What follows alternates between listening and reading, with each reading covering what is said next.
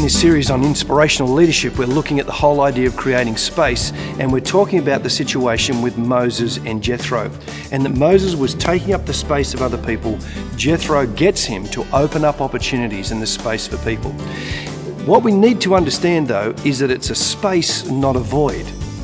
What Moses does is create a space for people, but not a void. Now, I think the difference between a space and a void is that a void is a place without any boundaries. Think about Jesus in Luke chapter 9 and Luke chapter 10. In Luke chapter 9, he sends out the 12. In Luke chapter 10, he sends out the 72. Now, he doesn't just say, go out and do ministry. What does he do?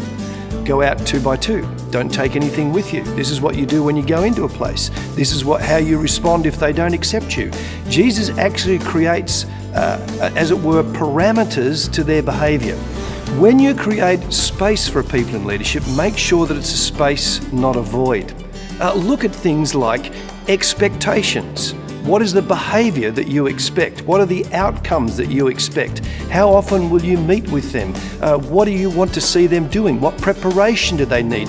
What sort of people do they need to be? That means you're creating a space for people. Voids are dangerous places. Places without any boundaries are pretty dangerous places, and nobody wants to function in a place like that. Make sure that when you're creating space, it's a space, not a void.